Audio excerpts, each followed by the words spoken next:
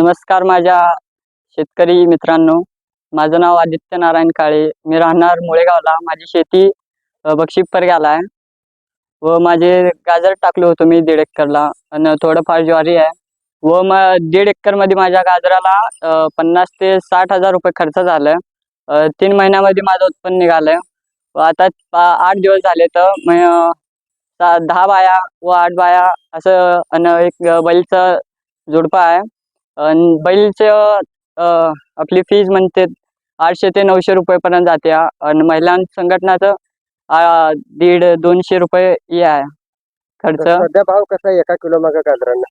1 kilo माग 12-13 रुपये लागायला व 2-3 नमुन्याचे बी म्हणजे उत्पादन निघतं. मग 5-6 असं पण येतंय भाव व शासनाचं थोडं असल्यामुळं भाव काय लागे नाही. शेतकरी जरा हे पाहिजे जरा. शेतकऱ्याला शासनाने मदत करावं असं वाटतं का तुम्हाला? हो वाटतं ना. म्हणजे एवढंसं भाववाढ आमचं 60-70-80 हजार रुपये खर्च व्हायला. मग थोडं तर उत्पादन निघून द्यायला. 5-7-8 रोज झालं गाजर काढायला. भाव नाही, पिऊ नाही, काय नाही. 2 बैल जोड्या आहे, नांगर हाय, 8-10 बाई हाय. 200-250 रुपयानं रोजगार किती होतोय बघा. काय शेतकरी काय करावं जीवी नाही आहे आमचा भाऊ वर्ग.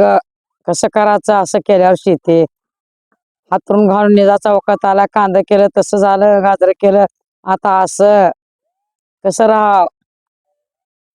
म्हणजे शासनाने म्हणजे तुम्ही हे गाजर सोलापूर मार्केट यार्ड मध्ये घालता ना. एका किलो मागे किती रुपये मिळतात तुम्हाला? कुठलं 16 रुपये 17 रुपये 10 किलो.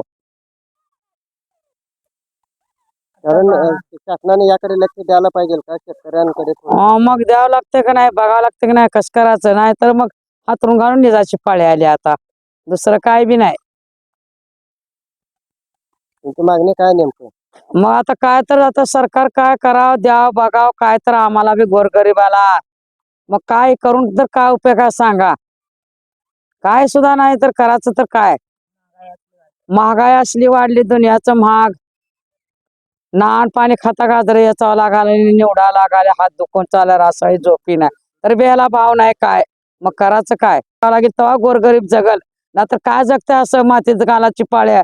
जनावराला बी काय नको माणसाला बी काय नको. न्याचं तिथं भरती करून याचं व्हायला उगाच त्याला 3-3 4-4 रोज पडाल ती त्याला भाव नाही ना काय नाही. कारण शासनाने याकडे कुठेतर ध्येयधोरणे असलेले शेतकऱ्यांच्या विरोधात ते कुठेतर बदलायला पाहिजे असं तुम्हाला वाटतं का? नाही नाही का आमच्यात तसलं काय नाही. आत्महत्या करायची पाळी आल्या शेतकऱ्यावर. काय सुद्धा नाही ती घेणार बी काय देईना करीना बघिना काय नाही. मग कसं सरकारनं काय तर सोयी करावं बघा. लक्ष घालावं शेताकडे लोकांकडे जरा पिकाकड पाण्याकड तरच सगळं आहे ना तर काय सुद्धा नाही बघा.